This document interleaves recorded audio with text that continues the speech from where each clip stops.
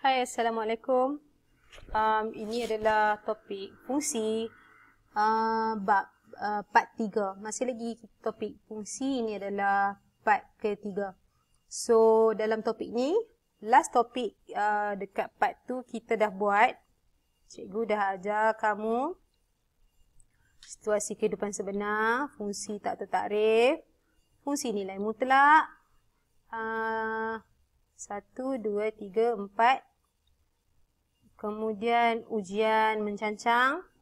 Okey, kita akan sambung hari ini dengan fungsi diskrit, fungsi selanjar dengan sangat ringkas. Kemudian kita akan, yang ini nombor 5 ya. Ini, and then nombor 6 kita akan pergi ke objek, image, domain, kodomain dan juga julat. Jom. Okey, bismillahirrahmanirrahim. Macam cikgu dah cakap tadi, kita akan start dengan fungsi diskrit dan selanjar. Kenapa di nombor 6? Tak apalah. Kamu betulkanlah yang kat depan tu lebih kurang lah. Sebab dia ada 2 cikgu buat tadi kan. Okey, yang nombor 6 ni kita akan buat fungsi diskrit dan selanjar. Tengok definisi yang cikgu dah tulis ni. Fungsi diskrit terdiri daripada titik-titik yang hanya integer. Tidak ada garisan menyambungkan titik-titik tadi. Okey. Kalau kamu tengok dekat sini, ini semua titik-titik sahaja, dia tidak ada garis. Ini titik-titik sahaja. Tidak, dah mula dah. Jiran cikgu, dia dah mula dah main motor pula. Tadi dia ada derail dekat rumah sebelah, kat sini dia main motor pula. So, okay, pardon me. Teruskan je korang. Buat tak tahu. Okey, tiada garisan penyambung titik-titik tadi. So, titik-titik ini tak ada penyambung, maka senang je. Itu adalah fungsi diskrit. Senang kenal. Next, fungsi selanjar. Okay, maksud fungsi selanjar ni adalah garis ataupun graf yang terdiri pada garisan ataupun lengkung. Maknanya kalau kita ada graf lurus macam tu ke kan? Ataupun graf yang melengkung macam ni ke, melengkung macam mana ke. Ini adalah fungsi selanjar. Ya? Untuk mengetahui fungsi selanjar ataupun perbezaannya antara fungsi diskrit ni, kamu tengoklah tak ada garis tu. Tu beza besar lah. Yang diskrit tak ada garis, selanjar ada garis. Itu je lah untuk menyambungkan titik-titik. Okey, jom kita tengok. Seterusnya, kita nak tengok menentukan domain, kodomain, objek, image dan julat sesuatu hubungan. Okey, seterusnya jom kita tentukan domain, kodomain, image dan juga julat. Alright, untuk yang ni nombor 7 kot. So, untuk yang ni, kita nak tentukan, cikgu pun tak tahulah dia ni nombor berapa. 7 ke 5 ke. Tadi dah 6 kan. So, lebih kurang lah 7. Okey, so kita nak tentukan apa dia domain, kodomain, image dan julat. Okey, untuk yang ni, kamu boleh tengok set M ni, ini kita kenali sebagai domain. Set N, kodomain. Apa-apa unsur yang ada di dalam domain, kita panggil dia objek. Salah hijau.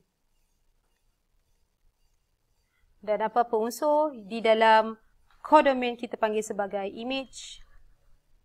Kemudian julat adalah range nilai daripada GX kita, iaitu kodomain kita. Yeah? Ini adalah julat. Maknanya kalau dalam kes ni kita ada yang paling kecil sini adalah negatif adalah 1, paling besar ada 9. So julat bagi hubungan ni adalah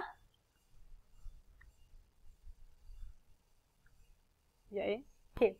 Untuk yang ni pula kita boleh tulis dia sebagai julat dia daripada 1, cikgu kata sehingga 9, di mana kita tulis julat dia sebagai sebagai 1, 4 dan juga 9. So 1 sehingga 9 lah. Dalam kes ni dia ada 1 sehingga 9. Ini adalah julat dia. Okey, kalau soalan tanya apakah objek bagi 3, kita boleh jawab 9. Apakah objek bagi 1 dan negatif 1? Apakah objek bagi 1? Apakah objek bagi 1? So, kita akan dapat negatif 1 dan 1. Kalau dia kata apakah objek bagi 9, kita dapat 3. Apakah objek bagi 4? Kita dapat 2. Kalau dia tanya apakah image bagi negatif 1? So, kita boleh jawab 1. Apakah image bagi 1? Kita boleh jawab dia sebagai 1 juga. Sebab dia kan sama. Dia pergi tempat yang sama, image yang sama. Apakah image untuk 3? Kalau dia tanya image untuk 3, kita jawab 9. Macam tu. Okey. Ini adalah cara kita tulis jawapan untuk soalan-soalan berkenaan dengan penentuan domain, kodomain, image dan juga julat. Jom kita tengok contoh. Okey, kat sini cikgu bawakan contoh untuk kita sama-sama belajar. Mengenali dengan lebih jelas apakah domain, kodomain, objek, image dan juga julat.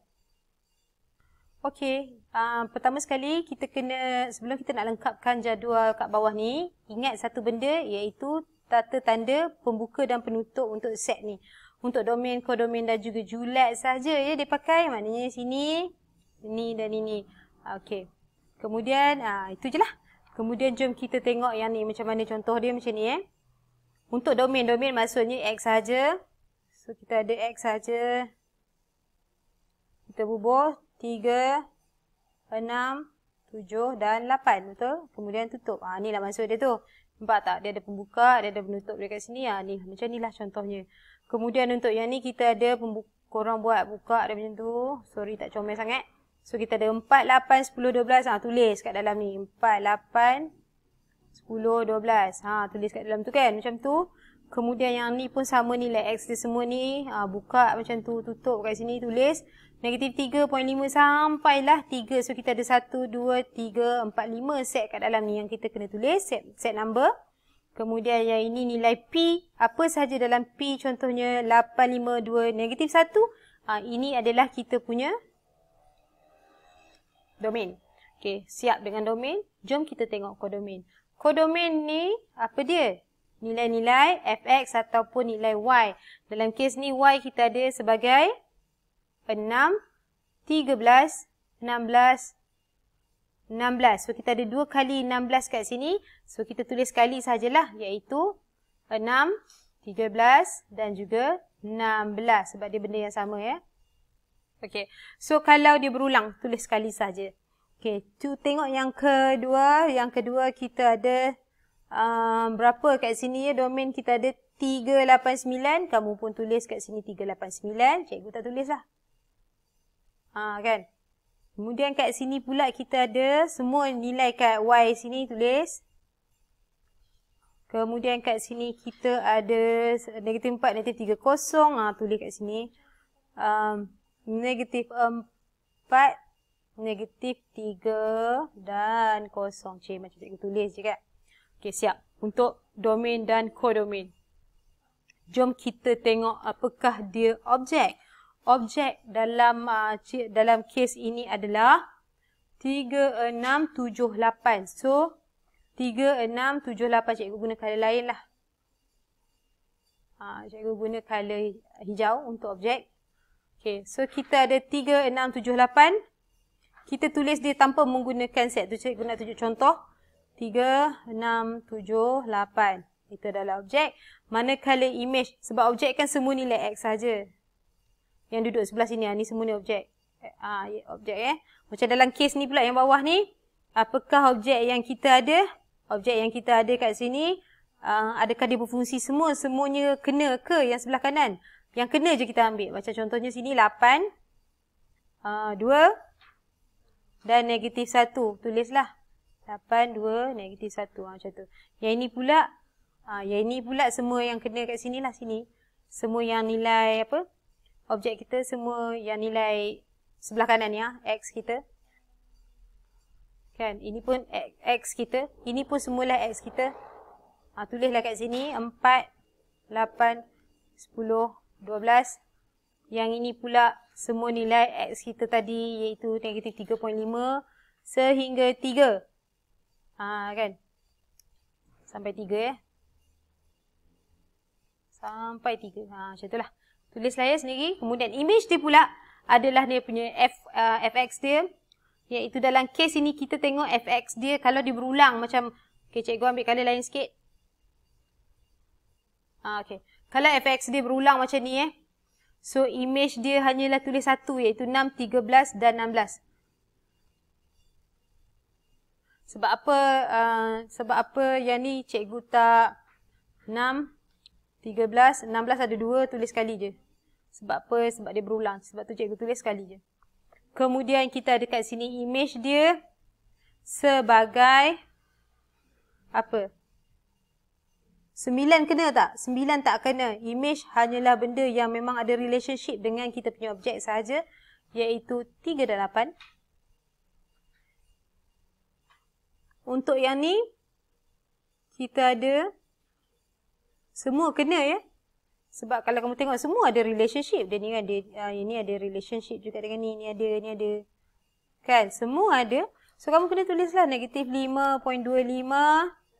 Negatif 1, 6, 15 dan juga 11. Macam tu. Kemudian yang ni kita tengok dia ada 4, negatif 3, 0. Ini je yang kena. So, semua kenalah. Kan? Itu sahaja untuk image. Manakala when it comes to julat, kalau kamu tengok julat adalah,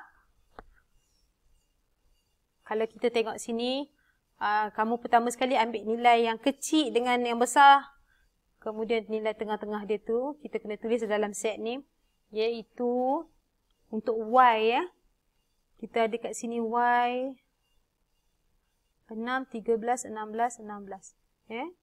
So, 6, 13, 16. Macam tu je. Kemudian untuk yang bawah ni, semua nilai-nilai Y tu. Semua nilai-nilai Y yang dekat sini, semua yang nilai Y pula, sorry. Semua nilai Y yang kena ataupun yang ada hubungan dengan objek tadi, iaitu nilai 3 dan 8. Sorry, cikgu tak pun nampak 3 dan 8 ni, kamu tulis kat dalam ni. Yang ni semualah kena sebab dia ada hubungan. So, tulis balik macam biasa. Negatif 5.25 sehingga 11. Kemudian yang ni, kamu buat sendiri, tak nak cakap. Okey, boleh nampaklah 3 ni je. Okey, takat tu saja untuk pengenalan berkenaan dengan tata cara macam mana kita nak tulis domain, kodomain dan juga julat serta objek dan image. Okey, jom kita tentukan objek dan image sesuatu fungsi. Kat sini ada note sikit. Objek adalah X, image adalah fx ke, gx ke, hx ke, apa-apalah dia bagi. Itu adalah image. Okey, jom kita tengok jawab soalan di bawah ni. Diberi fx memetakan 4x tolak 3, memetakan x kepada 4x tolak 3 ya. 4x tolak 3, gx kepada ni. So, cari nilai x. Okey, dia bagi kat kita. Jom kita jawab. Yang pertama, fx dia 9. So, 4x tolak 3 sama juga 9 lah. Kan? Sebab dia bagi fx 9. So, kita akan dapat 4x sama juga dengan 9 tambah 3. Cikgu bawa tolak 3 pergi ke kanan. And then, x adalah, ini adalah 12 bahagi 4. So, x adalah 3. Siap. Okey, untuk B pula. Cikgu tulis kat sini je B. Kita ada gx sama juga 4. Di mana yang ini gx kita. So, kamu akan dapat 8 campur 2x sama juga 4x. Sebab dia ni 4x gx kita. So, 8 sama juga dengan 4x tolak 2x. Yang ni cikgu bawa ke kanan 2x tu. So, selesaikan ni kita akan dapat 2x sama juga 8. Di mana x adalah 8 dibahagikan dengan 2. Di mana x adalah 4. Siap. Seterusnya kita buat C pula. Yang C ni pula lebih mudah sebab kita ada gx sama juga fx. So, gx kita adalah 8 tambah 2x sama juga dengan 4x tolak 3. So, kalau kamu ada soalan ni macam ni, terus selesaikan untuk x. Di mana yang nombor cikgu tak semua sebelah kiri. Maknanya 8 tetap kiri. Tolak 3 ni bawa ke kiri dia akan jadi tambah 3. Sama juga dengan 4x. Yang ada x pergi kanan. Tambah 2x bawa ke kanan jadi tolak 2x. So, selesaikan. Setiap satu ni, sini kita dapat 11. Sini adalah 2x. Maka x adalah 11 bahagi 2.